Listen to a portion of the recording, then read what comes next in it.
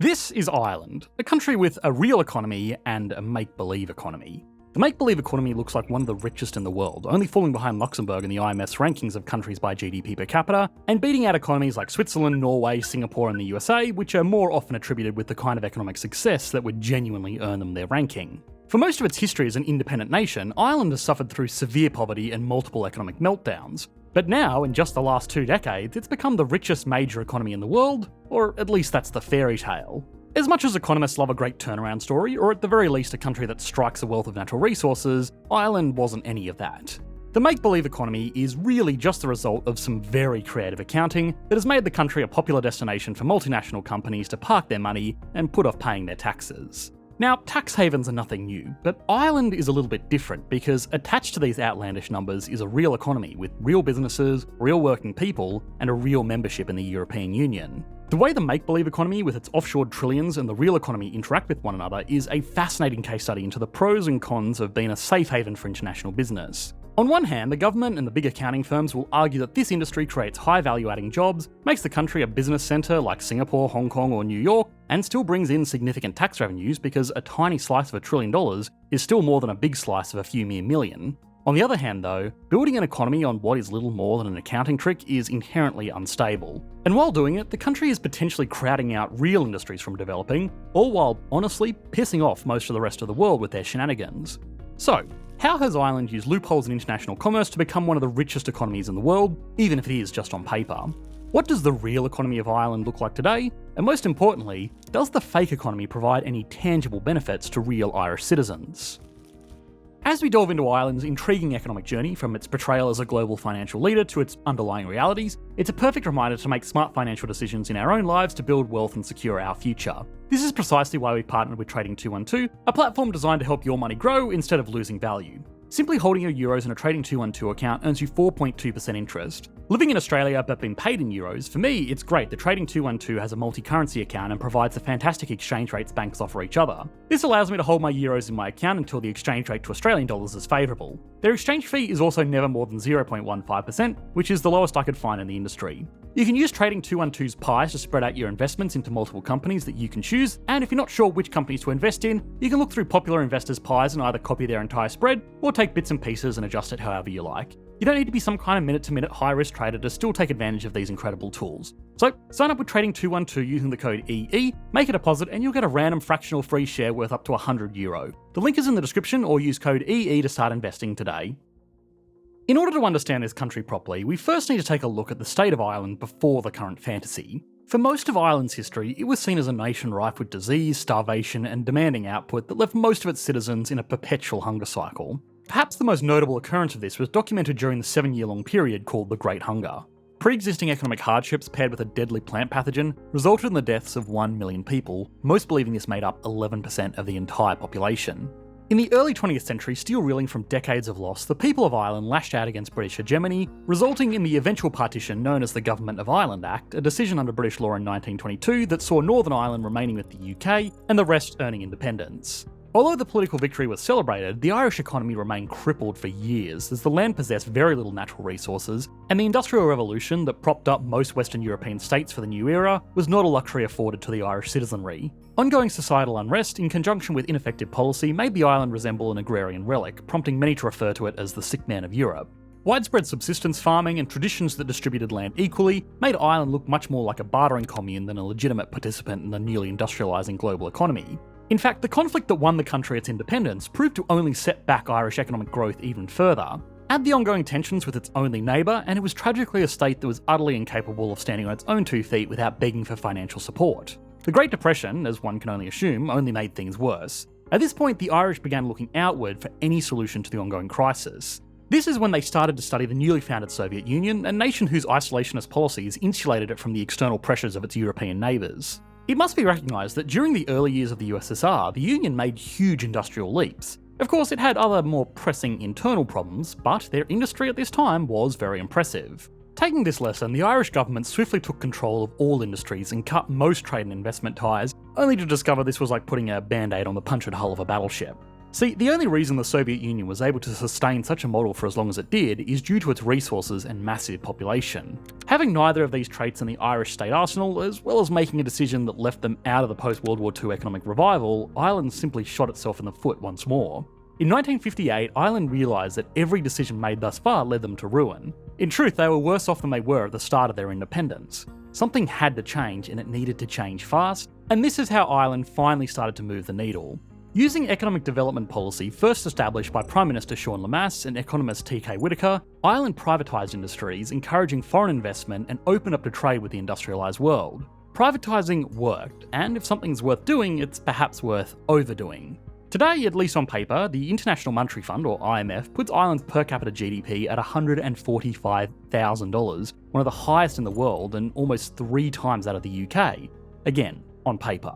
Its economic growth is also far greater than any of its European counterparts at 12.2% in 2022. The growth was so strong that the small island managed to pull up the entire EU out of a seemingly inevitable recession.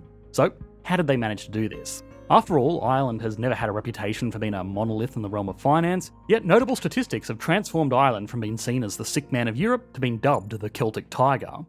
It's a development that nobody had predicted, and with that comes a fair share of scepticism, prompting every analyst to take a look at the numbers, and the numbers never lie. For starters, Ireland's decision to join the European Economic Community in the 1970s was now producing long-term benefits. The network covers 4 million square kilometres with a consumer base of almost 500 million people. In 2018, the GDP of the EU 27 represented 18.6% of the world's total GDP. That's all well and good, but how does this benefit Ireland? Well, it begins with the country's incredibly low corporate tax rate.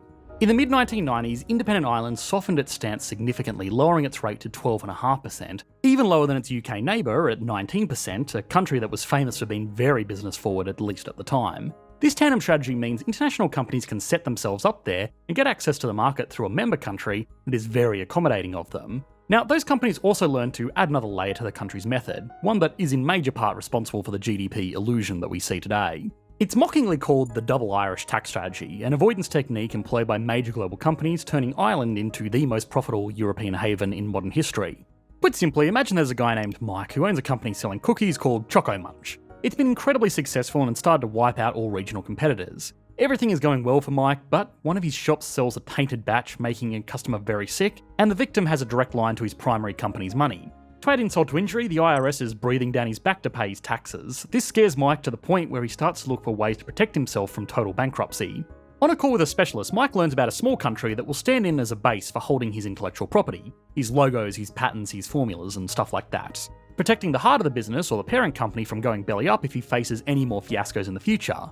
But that's not even the best part for the business. This new base holding the IP also has a much lower tax rate, solving the entire problem with the IRS. So Mike has enough money to start expanding his cookie company and placing his stores all over the world, and while adding a layer of protection between his parent company and his product. Although this can seem quite complicated, here's what it boils down to. If any litigation falls onto the laps of any of Mike's many distributors, there are now several company titles standing between him and any customer with a deadly case of salmonella. Once all of his businesses have made their money in markets around the world, he can charge them a fee from his company in Ireland for the intellectual property they have used to make their cookies. That fee can conveniently be equal to exactly what their profit is, meaning they avoid corporate income taxes locally, and the whole organisation instead pays taxes in Ireland. And with some other adjustments, that tax rate could effectively be made zero. But here comes the big question. Why would the small country holding the IP go through all of this trouble to help Mike? Well, as a result, the small country that acts as a holding base for Mike's cookie company is looking filthy rich. Its participation in the supply chain technically counts as a services export for acting as a middleman, something that is added to the nation's GDP when it claims to be responsible for output, which it can do because it holds the IP, even though the country in question didn't really do anything. That's the double Irish. That's what made the country's growth look so good on paper. This is exactly what drives companies like Google, Apple, Amazon and Pfizer to do business with Ireland by transferring their intellectual property, or IP, overseas to Ireland. The country acts as a shelter for these companies, shielding them from their native corporate taxes, as well as some litigation as an added bonus. Or at least it used to be this way at its peak. The best real-world explanation can be found in the 2013 congressional hearing with Apple CEO Tim Cook, who had been, and still is, using Irish tax codes to avoid the United States' 35% corporate tax rate. After explaining that the company technically pays its taxes all over the world, it keeps its foreign income in its Irish subsidiary, Apple Operations International. As it's not a tax resident in the US, Cook and his colleagues argue that they abided by all regulations. The main problem with this is that adjusted operating income, or AOI, is not a tax resident in Ireland either because it doesn't meet residency requirements in Irish law. The short answer for this is that Apple was still being operated from abroad by a management company in the Netherlands. This, as well as a number of other complications, led to the end of the double Irish tax method in 2015. The scheme had only been around for a decade, but the European Commission was eager to put an end to the game once and for all. This sparked a chain of events where the EU began suing all companies involved in the alleged scheme. Now, on the face of it, this would seem like a big win for the Irish government, who stood to receive billions of dollars in alleged unpaid taxes. But the nation and its government were highly resistant to taking this money. And this is where things get really interesting. See, under normal circumstances, any government in the world would welcome some easy money, especially when 26 other nations are cheering them on. But as we addressed earlier, Ireland, the Celtic tiger, isn't your typical European country. It never has been. Having recently experienced a housing price crash and an economic depression, Ireland seemed like the perfect candidate for a much-needed cash infusion. But outsiders failed to take a number of factors into account. The fact of the matter is, out of the top 50 companies on Irish soil, 25 of them belong to US multinationals. This means that if Ireland chose to take the easy money, 80% of their corporate tax income would disappear overnight. In other words, don't bite the hand that feeds you. Additionally, if Ireland decided to take that proverbial bite, there is a good chance their employment rate would drop by a staggering 10% the second they sign the papers. Additionally, keeping in mind this hospitality has helped Ireland recover over the last decades, it makes sense that the Irish government was in no position to take matters into its own hands. Instead, they've chosen to use their national sovereignty as leverage, doing everything in their power to avoid finding any businesses using the country to house their IP. But this isn't the only trick Ireland uses to inflate their value on the world stage. Perhaps the most notable advantage they possess, one that doesn't garner as much attention, is the nation's hold on the global airline industry. This all started when Ireland established the Shannon Airport's Free Zone, a park for industries that held off taxing manufactured goods until they left their designated territory. It was catnip for many powers at the time, as high tariffs had become commonplace in many countries in the Western world. This decision, although not fully understood at the time, would lay the groundwork for modern aviation supremacy. To better understand this, we have to take a look at the recent story of Bonza Airlines, a promising new budget airline from my home here in Australia. The marketing campaign was incredibly effective, boasting casual uniforms and lower rates for flights to regional cities. Everything was set to kick off as large numbers of paying customers lined up for a much-needed holiday in the post-pandemic world. This was until many arrived to see that all Bonza flights had been cancelled. The media quickly ran the story, reporting the disappointment many felt when they learned their trips were no longer a possibility just 10 minutes before boarding, leaving many stranded without any way to return home or vice versa. It was here that the public discovered that Bonza went into voluntary administration. As a result, the planes were picked up and shipped over to Polish airlines. This has been a common occurrence for many small budget carriers, but how is this connected to Ireland? Again, put simply, the company that actually owned those planes was a Dublin-based firm called AIP Capital, a leasing company that is an alternative investment manager focused on opportunities in commercial aviation, with 51 major assets and a site-reported $2.4 billion fleet value.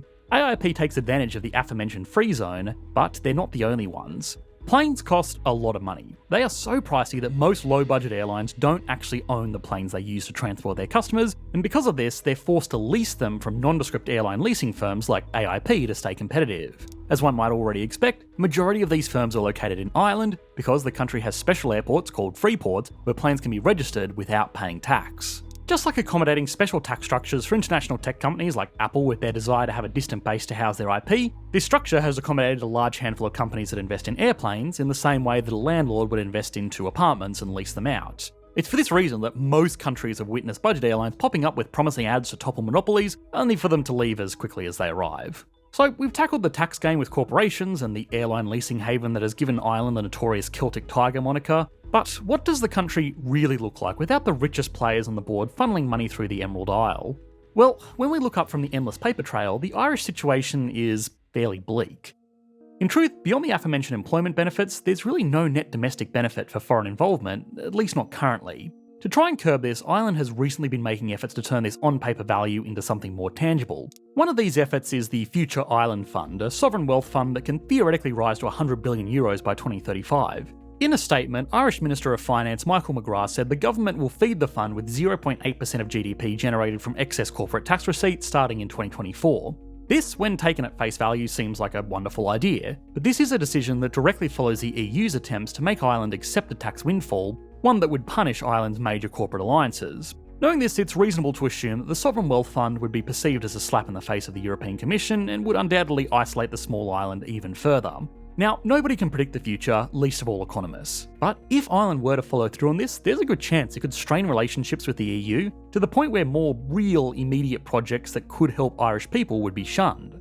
This is just one of the many variables included in Ireland's tense interactions with the rest of Europe.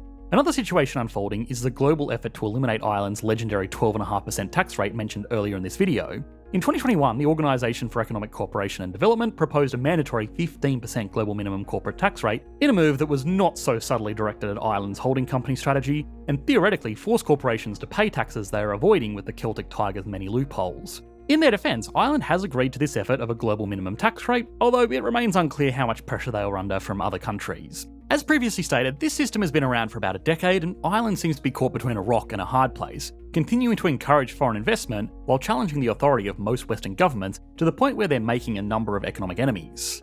A key participant in this game, the United States, has been making a number of efforts against the Celtic Tiger as well, by just making many of the once prominent tricks illegal. Perhaps the most notable is the US Tax Cuts and Jobs Act of 2017. This piece of legislation was almost directly aimed at the shenanigans taking place in Ireland. It basically said to companies, bring your money back to the USA and you can get away with a lower tax rate than normal, effectively playing the same game as Ireland. But it still has one big problem. These battles attempting to incentivise a corporate exodus from one nation to another highlight a major issue with the way that we consistently handle geopolitics. The race to lower taxation in this sense is a race to the bottom, really only benefiting those cheating the progressively problematic game. In short, none of these shiny GDP bells and whistles have much of an effect on the Irish people, as more than 90% of the reported wealth flowing through the country doesn't land in the pockets of its citizenry. Today, Ireland has come a long way from the sick man of Europe, but it's still a long way from the fabulous wealth its economic figures would suggest. It's a regular European country with many of the same challenges as its peers, just with a new luxurious foreign veneer covering its otherwise soft underbelly. For now, the tiger that we see is one made of paper. Whether it likes to admit it or not, this illusion doesn't put food on the table, improve school systems, or strengthen crumbling infrastructure. Now, we recently made a video on the Netherlands, which is in many ways Ireland's partner in tax. Well, you can't call them crimes, so let's just say you should be able to click to that video on your screen now. Thanks for watching, mate. Bye.